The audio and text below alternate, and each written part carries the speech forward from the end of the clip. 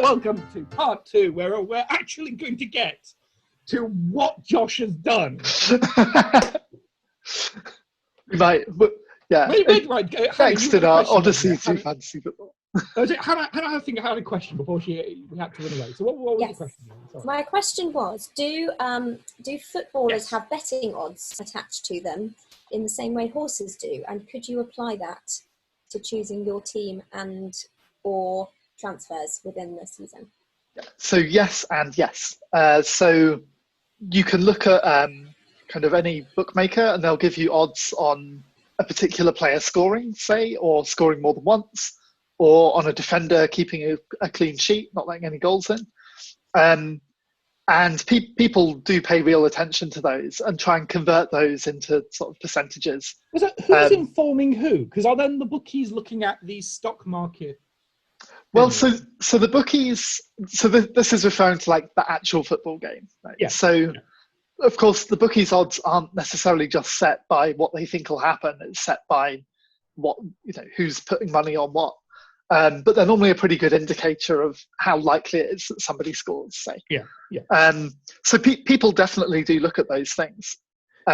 Interestingly as well, I do quite a lot of sports betting, and America is just starting to wake up to sports betting big style. And in a lot of states, actually, I'm surprised they aren't already doing it. Well, in a lot of states, betting is banned. Oh. And this is mostly because the government can then regulate it and make money out of it. But there's also some, other concerns. But in a lot of the sports where they've sort of opened it up, you are allowed to do fantasy football, because this is seen as a sort of more of a game of chance, I guess, rather than actual gambling. So you can play fantasy football for lots and lots of money. And a lot of the... Sorry, go on. No, well, so a lot of the betting companies are moving into the states that allow these and using fantasy football as a sort of gateway to... So because there are statistics there, it's not just a roll of a die, you're building it up over a season. I don't know what thinking. Yeah. But, of course it's American football or it's baseball or it's whatever in the US, but it's the same principle. Whereas here, how much did you win, Josh? Well, so there were prizes for top 3 in that league, but there are alternative kind of brands of fantasy football, if you like. So a lot of the betting companies do their own one. Sky has their own one, for instance, and the prizes can be really different. So I know the guy that actually won the fantasy football, the official one overall, also won €50,000 in another league that he was in. Really? Yeah, so €6,000 and a holiday, he said. I see you retweeted. I saw it. Yeah. So one of the prizes that I won was essentially a weekend away. So at least how they pitch it is. Did they know that Corona was going to happen? Well, this is the thing, right? So it's VIP hospitality at any 2020-2021 Premier League match, right? But whether any of those actually have an audience there. Yeah. So we'll find out. Genius, absolutely genius. But yeah, so the looking at the odds and looking at the statistics is a really kind of it's a really big deal. So there are a lot of people that make all of their decisions based on those kind of statistical things. Mm-hmm. So it's actually got a lot in common with poker, where in poker, for instance, what you're trying to do is play the right way for those percentages. Yeah. So sometimes you'll see a professional poker player will fold a hand that actually they would have won, or the other way around. Maybe they go all in and they win the pot, but actually, statistically speaking, they shouldn't have done that. Yeah. Even if that pays off, element to it. Yeah, well, so it's more that the what you're interested in is, did you make the right move with regard to what the statistics say is the right move? Mm-hmm. So it's less about I played these cards and it was a complete, I had absolutely nothing. I had like really low cards. They were really useless. Everybody else had really great cards. I should never have been in that hand. But by sheer dumb luck, I happened to win it. Most poker players would say you did the wrong thing. So even though you won, that's you didn't play the right move according to the statistics. You weren't playing sensibly. Right. You were just lucky. And this is like the thing about, well, my grandma smoked 40 cigarettes a day every day till she died at the age of 104. So smoking doesn't do any harm. Yes. Clearly, smoking does you a lot of harm, and you shouldn't smoke. She played the wrong card. She just happened to be lucky. Yeah, exactly. And similarly, you can not smoke and do badly in life, but like get hit by a bus. And this is, I guess this is, it's not just football as well. It's not just fantasy football and sports. This is what stock markets do. Stock markets, people do gamble on them, but the people that do well on them look at them and say, well, hang on, if we add up all the bottles of Coca-Cola that they have in their stores, and that's worth more than the share price of Coca-Cola, so we're going to buy Coca-Cola or whatever. So Josh, did you have big spreadsheets then? I did not. So hang on. So you've come on this maths podcast, and you've explained all these complicated mathematical things. You're just like, I just was lucky. That's the exact bit of maths that I think is most relevant for my fantasy football is the gambler's fallacy, right? Essentially, I guess the reason that we're sitting here having this conversation is because I came second. But you haven't asked me where I came the year before that. Are you saying that if you came first, you wouldn't be talking to us? You'd be so high. I did very well this year, right? I'm not second. First would have been nice, but I'm not disappointed Jenny, with second. Yeah, Jenny. No, about this guest you've booked. Yeah, no, I'm sorry. No, he's a complete fraud. Yeah, he's nice. Yeah, he knows his maths, but he was just lucky. Yeah, okay. And the check's in the post. Okay. Yeah, and the raise. Right. Okay. Thanks. Oh, sorry, guys. Yeah. So the previous year, and I personally, I think that this is not representative because I only started sort of really seriously playing it towards the end of last season. But I did have a team for the previous 4 or 5 years because my family always had this league and it was make a team. I'd make it at the start of the year and then not pay any attention. And all of the players would get sold to Spain and they score no more points and they'd just be sat on my team getting nothing. So in previous years, the highest I've ever finished was 1.5 million. Right. But the moment you start doing well, people think, hey, that person knows what they're doing. You're onto something, yeah. So this is the similar sort of thing like the Madden curse. Do people know about this? So there's a famous series of computer games called the Madden American football games.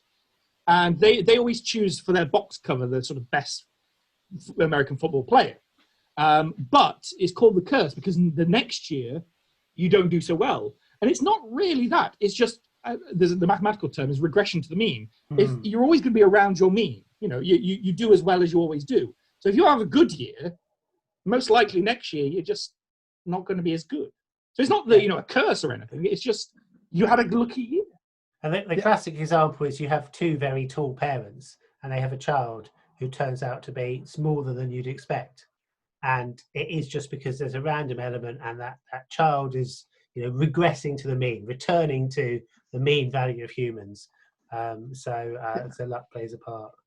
But let's talk about how much luck has played a part. So I did ask you a while ago, so maybe you can explain this. The idea of luck certainly plays a part. There's a random element to this. It's not a knapsack. So a knapsack, all the information and you can optimize. But in this, there is a random element of how well players do if they've had alcohol the night before, etc. If their girlfriend is on Instagram. But the top 100, top 1,000 people who play fantasy football, they're always in the top 1,000. They sort of do know what they're doing. Yes. So among the kind of fantasy football community, I think the general benchmark for did I win this year isn't, well, I didn't come first, so I've lost. Most people are aiming to get in the top 10,000 players. And that's considered, that's what people are aiming for. I mean, if you get the top 1,000, that's great. Yeah, that's really good. I mean, that's a really kind of strong performance. So my aim for the season, thinking, right, I'm going to play seriously this year, was to try and get into the top 100,000. which is kind of like is kind of very doable if you're actually kind of taking it seriously. So how much difference is there between, like, how many more points would your player have to score for you to win or for you to have come immediately? So it was all, particularly at the end, it was all very, very close. So actually at half time on the final day, I was winning. Right. And then in the last half, the guy that eventually won, his captain scored a load of goals and ended up winning. But it's one of these things where I completely recognise that had a few things gone differently on that day, I would have won it. Had they gone differently in a different way, I would have come like 30th. Had they gone differently, wow. Yeah. I mean, because it's very dependent. There's a huge amount of swing week to week, so that variance in terms of your overall rank obviously gets less as the thing goes on because people start to spread out. But if you look at the kind of distribution of players, it's effectively a bell curve, or kind of the distribution of points is kind of like, I know there's kind of like two humps in it. I think there's like a serious players bell curve and a non-serious players bell curve, but I'm not entirely sure about that. So if somebody then wanted to sort of really go for it and try and get in that top let's call her Vanna Heel,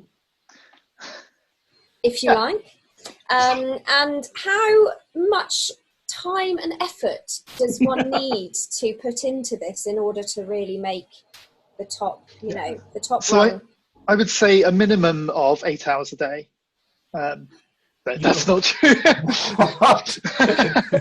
I don't do anything for 8 hours. Sorry, it took me a while for that to compute. Like, no. So, I mean, so my main strategy, being, as I've already said, like not the biggest source of football knowledge in the world, was to look at what other people were doing. So my logic was, well, I don't really know much about football, but I know that loads of people do. And they're all out there on Reddit, in my case, having a big conversation about what to do in fantasy football.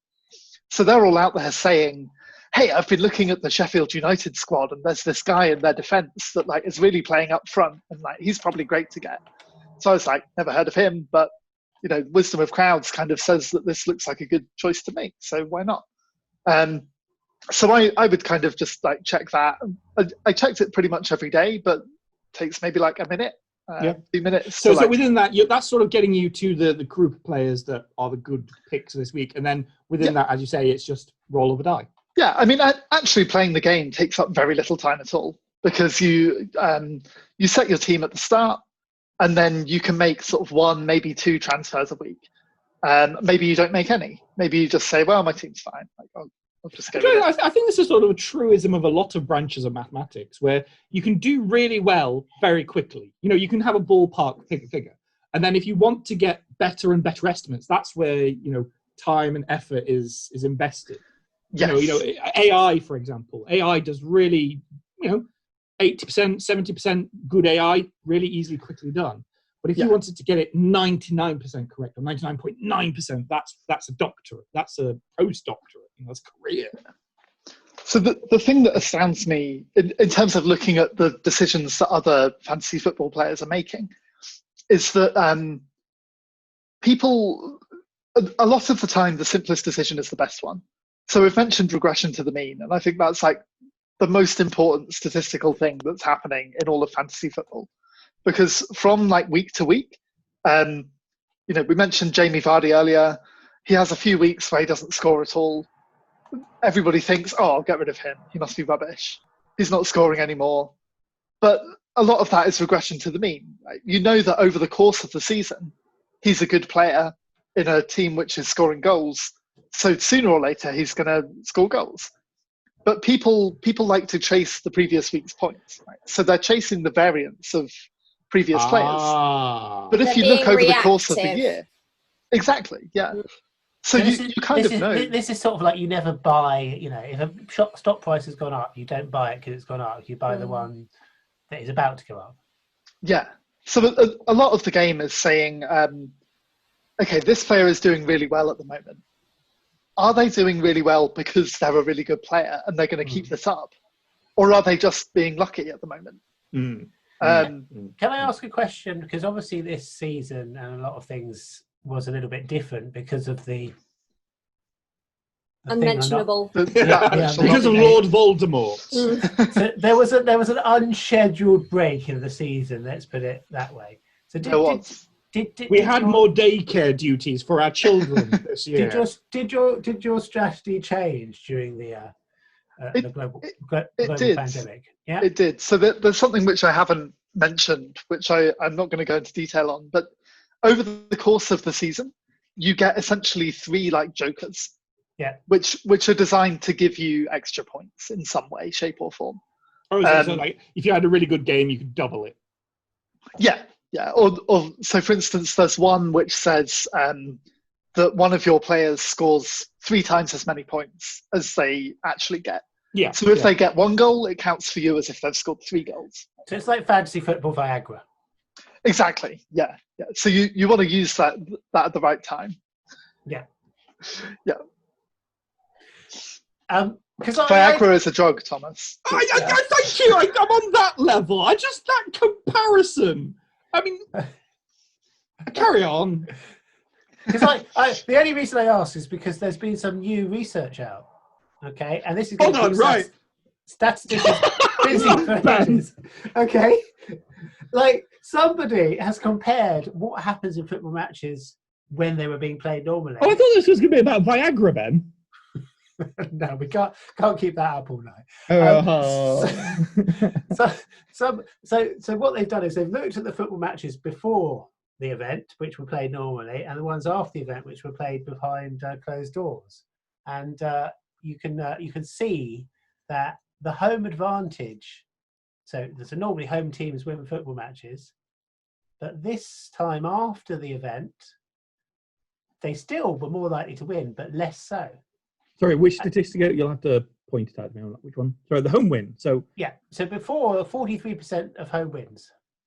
Okay, so you're not likely. You're less than half likely to win at home. Yeah, remember you can draw. Because you can draw as well. Oh, right, okay. I was going to say that. That's not right. So you're being at home is a huge advantage normally, but after the event, it's still a huge advantage. It hasn't changed that much, but it is statistically significantly. I should cite this paper. This is obviously, I'm sure you subscribe to the IZA Institute of Labour Economics initiated by Deutsche Post Foundation. It's constantly in my toilet. It's one of my favourites. Mm-hmm. Yeah, bedtime reading for me. Yeah, but like everyone else, I just skipped to the bit at the end. But here's like lots of lovely charts. But Corona did change things. It really did, and I mean there were huge debates because the Bundesliga in Germany restarted before the Premier League did, so people were watching that with great detail and looking at these exact things. So hang on. Saying Let me get the this home right. advantage is gone. It's here. People were watching a league where nobody else was watching just to find out what was going to happen in a fantasy football league for another league.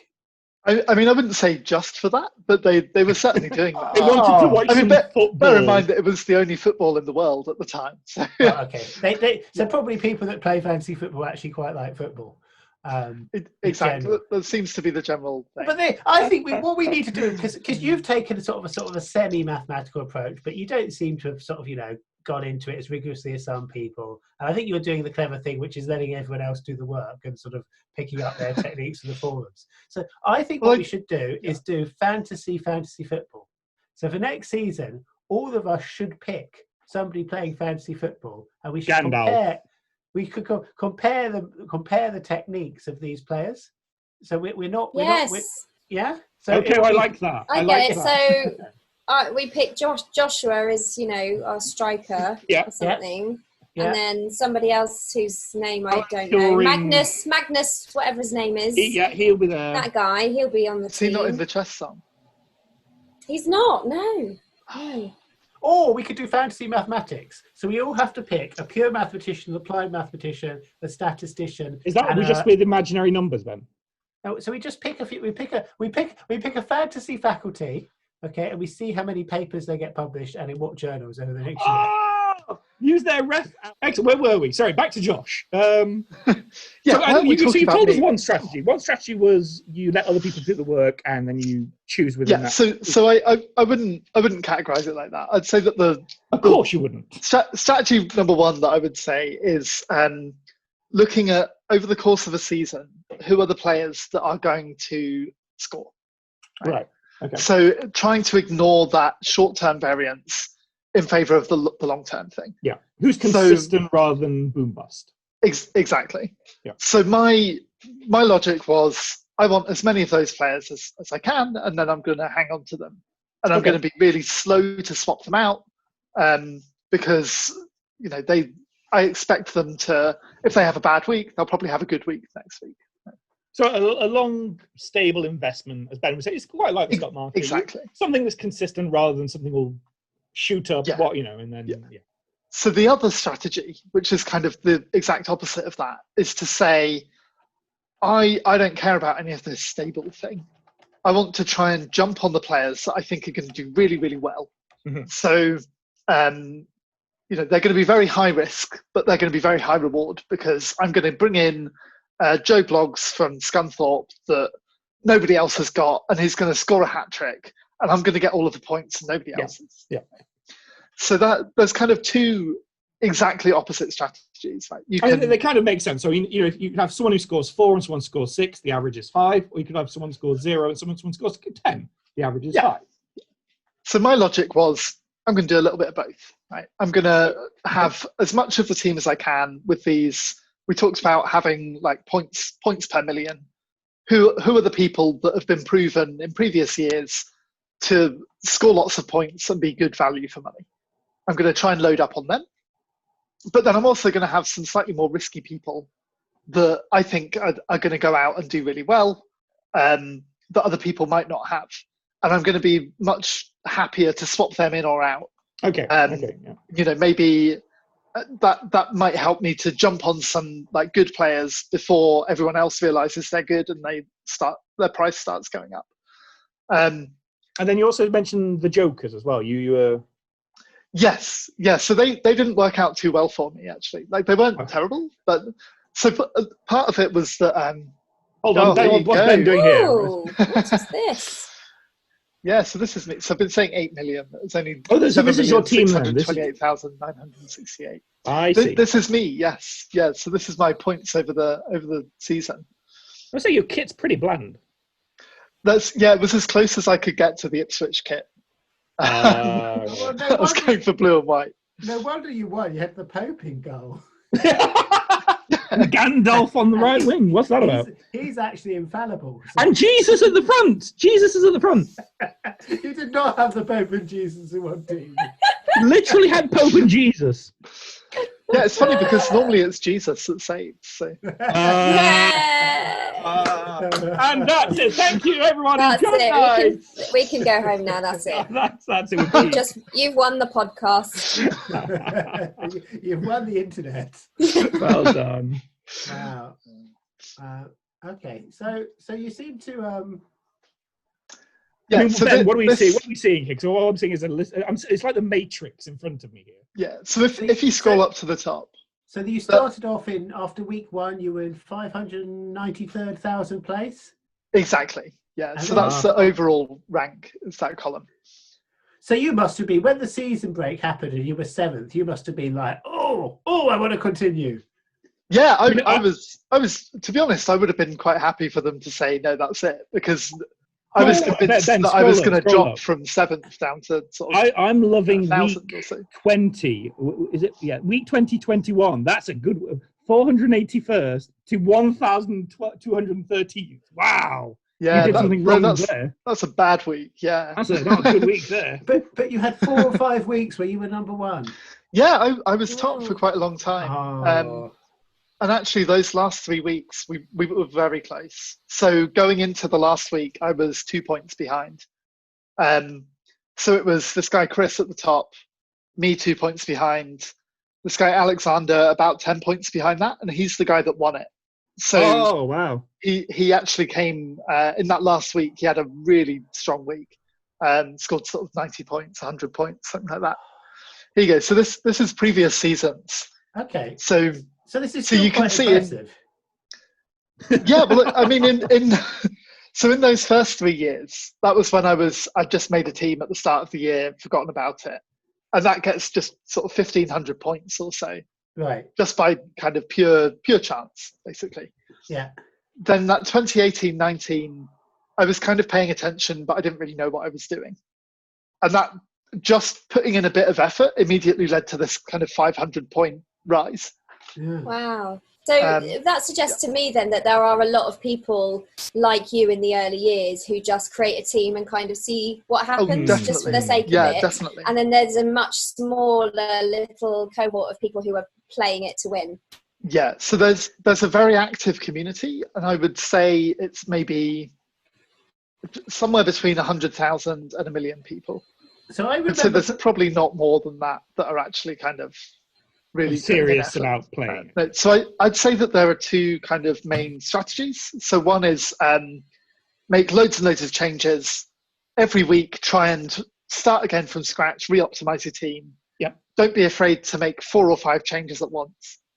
The reason that's a risk is because making more than one change costs you points. So you know, you can try and be very cautious and hang on to the same players, or you can say, well, I don't think that any of these 4 players are going to score me points this week, so I'm going to get rid of all of them, bring in 4 completely new players, and that'll cost me 10, 15, 20 points. But I reckon that they'll be worth it and they'll score me more points. And over the course of the season, I didn't do that at all. I was very cautious. I kept my kind of core group with the kind of your consistent scorers, exactly variants. Yeah. So I kind of kept hold of them. Had a few players that I was kind of having fun with and like swapping out into other combinations and things, and that worked really well. Right? But this is where another nice kind of bit of don't know if it counts as maths, but like logical biases comes in, which is that, you know, I think that's a good strategy because that's worked for me. Yeah. And if I'd won it, people would be out there on Twitter saying, yeah, this is clearly the thing that we should do. We'll all do that next season. It'll be great. He is the Messiah. But this is the lucky pants syndrome, isn't it? Yeah, go on. Well, no, I was just going to say, you know, cricketers, right, famously will get all kinds of superstitions. And, you know, if they go out to bat and score 100 in a pair of lucky pants, they think is lucky. They'll wear the same pants forever and ever and ever. And do exactly the same thing. And it could just be a chance. You know, they have to score 100 at some point, and presumably they had to be wearing pants. So, you know, you just pick what you think is lucky. Exactly. So the guy that went on to win it had the completely opposite strategy to me. So he was going out every week, ripping people out wholesale.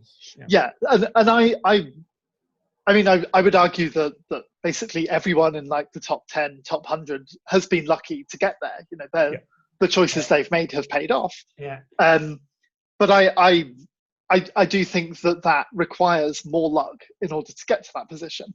Because, for instance, there was one particular week that I'm definitely not bitter about, where this West Ham guy called Antonio scored 4 goals against Norwich, and I was starting to pull clear of loads of people, and then some people had got him in, and I still don't think that he is an especially good player to have in your fantasy football team, but he scored 4 goals that week, suddenly closes the whole field right up. Right?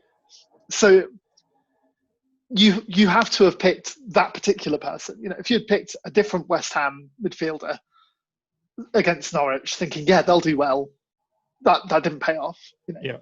Yeah. So everybody at the top starts to look like a genius because week in, week out, they're making decisions which are paying off. And it's like, yeah, this is great. I'm brilliant. I'm world number 1. I know what I'm doing. I've got all of the points. Whereas actually, most of it is this lucky pants fallacy, right? If you've got 7.5 million people playing this game, and if every one of those people made, yeah, exactly, somebody has to win. And by definition, the person that wins it will have won it because the choices that they made paid off. Yeah. So, you know, I would say that I was trying to work within those constraints to kind of minimize the amount of risk that I was taking on. But at the same time, that might easily have meant that I finished a million. Yeah. You know, the risks that I did take paid off. But was that down to, you know, from the poker point of view, was that down to me playing the right cards, or was I just lucky, or both? So that's why I'm really curious this year to kind of do it again and see if I end up a millionth or if I end up 1,000th. So just to clarify that, you will be trying again. And you mentioned that you gained 1,000 Twitter followers because of this, just all wanting those pearls of wisdom. Yeah, so I basically exclusively use Twitter for talking about maths. I kind of used it like an academic kind of networking tool. What else is there to do on Twitter? Well, it turns out that you can talk about fantasy football. So there's a very active fantasy football community on Twitter. Okay. And one of them wrote a really interesting kind of thread, which was basically analysing my team over the course of the season, which is a very surreal thing to look at. But they found out that I was on Twitter and tagged me in it.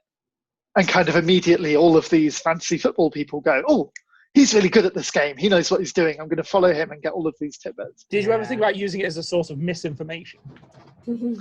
Yeah, Eric Cantona, go for him. He's great. Well, so especially in the last few weeks, there were 3 of us that were all in and around the top 3. And the 3 people that eventually finished in the top 3. But we were all on Twitter or this Reddit community kind of talking to each other, which is quite interesting. So there's a little bit of like, there were definitely decisions I made which were in response to things that I thought they were going to do. So it's like, I think they're going to do this, so I'm going to do something else. So a bit like chess. Yeah. I mean, I don't think it's a coincidence that Magnus Carlsen is so good at fantasy football. Is it like chess? Because even if you choose someone, that doesn't stop someone else choosing them, does it? You can't really stop someone doing well. No. So there's a bit of a balance there, which is that in an ideal world, you want to pick the team that you think will get the most points. Yeah. It's optimizing your thoughts rather than stopping someone else. But so for instance, the guy that won, part of the reason he did so well in the last week was because he picked different people to the ones that I picked and the ones that this guy Chris picked. Right? Yeah. So, and we were all second guessing each other left, right, and centre. So he had one of these jokers on the last game, did something that I was not expecting with it at all, that really didn't pay off for him, and that he was very unlucky that it didn't pay off for him. But I think the reason he did that was because he was saying, well, the obvious thing for me to do is captain someone from Man City who are playing Norwich. Man City are scoring for fun. Norwich are terrible. City are going to score loads of points. Right? But he thinks, well, that's what the other guys will do. So I'm going to try and get the edge on them by doing something different. Right. So, but if that's the best thing you can do, then surely that's the. I don't. And that's the problem, right? Is that there's as much psychology at that element of it. Well, I don't understand where the psychology or the bluffing comes in, because here's the best you can do. Because so as happened for the guy that eventually won it, if you make the decision which is a little bit riskier, that the other people don't make, and that pays off, then you win it. Okay.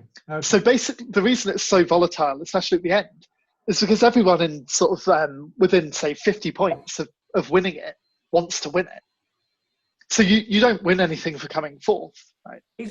So if you're in fourth place, there's no point picking the same players that the top 3 have got, because you'll never overtake them. And you have to pick random people and hope that they win. You see this in motor racing, where you could essentially choose which type of tyres. So you often find, like, the first 15 people, the 15 good people, all pick the tyres that are expected to do well. And the 16th person just picks the tyres that are good in the rain, just in case. Because the person in 16th has no chance of winning unless it rains. If it rains, they look like a hero, and they shoot past the wet tyres. Okay. Well, so what have we learned? The Gruffalo is a really interesting fantasy football. That's what I think we've learned. Hannah, what have you learned today? I've learned that there is an element of luck in playing this game, but there's also an element of skill. And I think that it's not as sort of out of my range of cognition as I thought it was. I don't know why. I always thought that it was just kind of this like magical kind of mathematical thing that people did. And I mean, it's not outside of your range of skills because you're good at everything. I mean, yeah. I mean, I would definitely say it's a game that can be played without ever watching a football match and just playing it purely from a kind of statistical point of view. Right. Well, I've got a question. So when I was younger than I am now, Championship Manager was a big thing and is that the same thing just with randomly generated results? I do not know. I suspect so, but I've never played it. Because it was like a thing, and everyone's like, "You've got to play Championship Manager." I'm like, I cannot think of anything more. Like, if I want to play football, I want to actually play the game. I mean, that does like sound like playing players running spreadsheets. around.